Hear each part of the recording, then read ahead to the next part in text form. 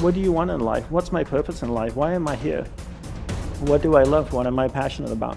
How many people can genuinely answer, this is my purpose in life? Very, very few people.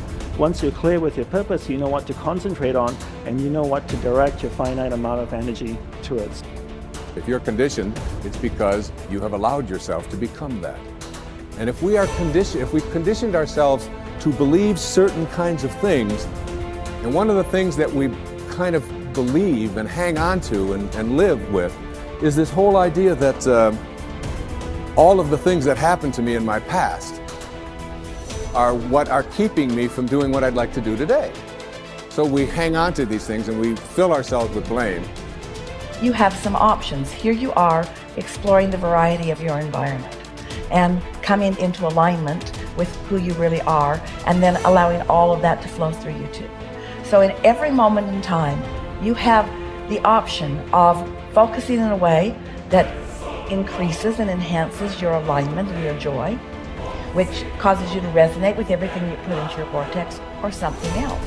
There really are not so many other choices, are there? You can focus on a problem. You cannot have enough money and feel bad because you are attached to the money, or you can not have enough money and feel good as you're anticipating more coming.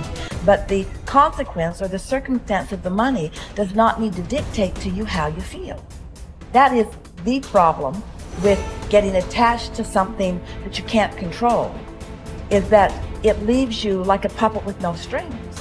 It's about not putting your attachment in all the wrong places, not putting it in what is temporary, but putting it in what is steady. And then in that steady attachment or alignment, then you can just flow it to whatever is currently in your now, flowing through your experience. You can't give away what you don't have. People who are not good at giving away love can't give away love because they don't have it to give away. If I want to give you a dozen oranges, I can't give you those dozen oranges unless I go out and pick up 12 oranges someplace. Otherwise, all it is just empty rhetoric. And the same thing is true of virtually everything in your life. You can't give away love for others if you don't have love in here to give away. If what you have in here is contempt, if what you have in here is anger, if what you have in here is fear, then these are the things you're going to be giving away in your life. Every one of you are drawing a picture with your life. You're the artist. Your hands and your feet are the paintbrushes. And the choices and decisions you're making right now are the paint strokes. You can paint whatever picture you want to paint. You can become whatever you want to become. But your choices and decisions that you're making right now matter. You got to have the grit and the tenacity to push forward and give it a little bit more than what you have right now. Don't wait for the perfect timing. The perfect timing is never going to come because there's no such thing as perfect. There's never going to be a day where you wake up and you're like, this is the perfect day for me to finally change. All the things have lined up. My inbox is completely clear. I have nothing to do today. There's no distractions. The kids are finally perfectly on their own. Oh my gosh, my husband or wife is finally perfect on their own. Everybody is healthy around me. Everything is just perfect. The day is sunny and bright. And oh my gosh, look at all this gold that just happened to appear in front of me. It's not going to happen like that. You need to say, okay, there is never going to be a perfect time, so you need to set a D-Day. Literally, a day in which you say, that's the day. And then you need to marshal all of your motivation, all of your ability to learn and develop skills as fast as you can before that day. But when that day comes, that's D-Day. That's the day that you go. That's the day that you quit. And that has to be a real date for you. I mean, mark it on the calendar. That's the day you quit the thing. That's the day you walk out. That's the day that you leave that situation that is not healthy or satisfying or good for you or your soul or the people around you. That you have to have that date. It has to be scheduled or you'll never do it. You'll just keep saying, oh, one day things are gonna be, the people who say one day, they end up at the end with a collection of days that were so far from perfect that they're in a state of misery now. They never landed in the land of their dreams because they were always marching in something that was miserable to them, right? At some point, The only way that life changes is that you change your course. And don't wait for a perfect day. So what's your date? People who earn large incomes aren't lucky, and they're not crooks as those without money are so fond of pretending, nor are they endowed with more brains or talent necessarily than their friends and neighbors, nor are they privy to occult secrets, and only a very few were lucky enough to have had rich fathers or grandfathers. Most of the people earning the big incomes today started the same way you and I did, and most other people. The only difference between the men who earn big incomes and those who earn small incomes is that those earning big incomes decided to earn more. They're the people who made it their business to earn more. You see, people do what they make up their minds to do. So get rid of the ancient superstition once and for all that people who earn big money are special people, are lucky, or get the breaks, or had money to begin with, or knew someone, or are smarter, or anything else. These are alibis. They can all be disproved 1,000 times. The reason there are so many of these alibis around is that men who fail to make the grade financially are seldom honest enough to just admit that they really didn't try and keep trying. So in order to justify their failure, in order to remain seated, they dream up and pass along these old alibis. We're all self-made, but only the successful will admit it.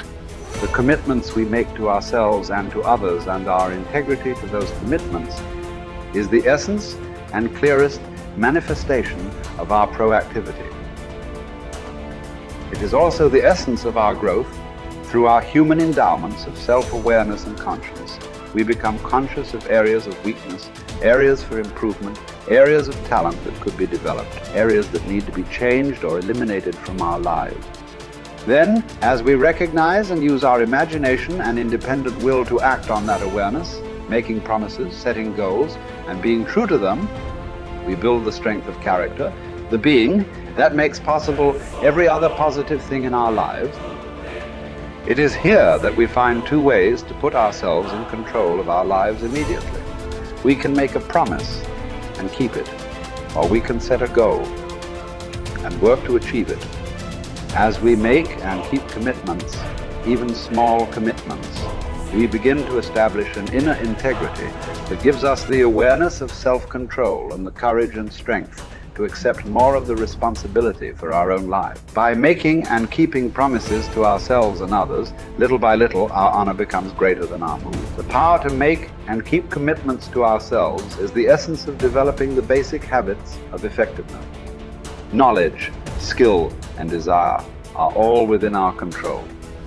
We can work on any one to improve the balance of the three. As the area of intersection becomes larger, we more deeply internalize the principles upon which the habits are based and create the strength of character to move us in a balanced way toward increasing effectiveness in our lives. Get stronger. You can develop the muscle. You can develop the courage muscle. You can develop the inspiration muscle. You can develop the dedication muscle. You can get stronger. There isn't anybody here that can't get stronger. Next time we see you, may not even recognize you. How strong you're going to be able to become in language, in style, and personality, the ability to cope, the ability to handle with anything that happens, no matter what happens. And the third one is get better. We can all get better. I've gotten better. First talk I gave, I stood up, my mind sat back down. But here's the secret to my success. I stood up and did it again. Stood up and I did it again. And I did it again, and I did it again all those many years ago. I did it when I was scared, and I did it when I didn't want to, and I did it when I was ill.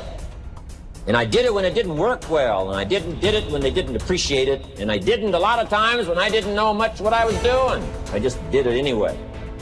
And now all these years later, I'm asked to walk on this stage with the greatest introduction I've ever had, greatest response and welcome I've ever had, the greatest opportunity I've ever had to touch this many lives with a mixture of words and heart and soul. I got better. I got better day by day and week by week and month by month, and I'm asking you to do the same thing until you can develop a long arm and a long reach, until you can develop influence that won't quit. Touch people next year you couldn't touch this year. Touch people now you couldn't touch before. Conduct a meeting now you couldn't conduct before. Heart and soul now mixed in there that wasn't there, missing before. I'm asking all of you to get better in spite of the winters, in spite of the downturn, the money downturn, the social downturn, the personal downturn, whatever it is. Just get stronger. Get better. The key is not to wish for a better winter, key is to wish for more strength, more wisdom, more courage, get better, get wiser, get stronger.